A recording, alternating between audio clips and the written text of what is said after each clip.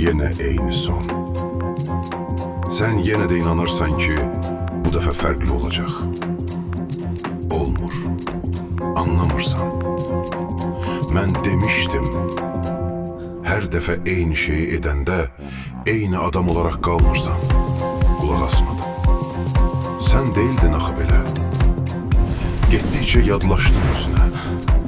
Axtardım.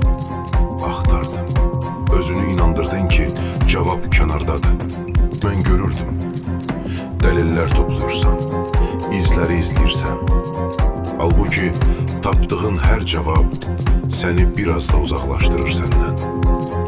Her dəfə bir addım geriden başlayırsan ve yeni axtarırsan. Dəlillər, izlər, günahkar. Mənə bir şey de, kimi qovursam, kimdən qaçırsam, bax, yaxşı bax, bir şey de mənə. Hər dəfə görməzdən gələndə səndən bir his sapardı.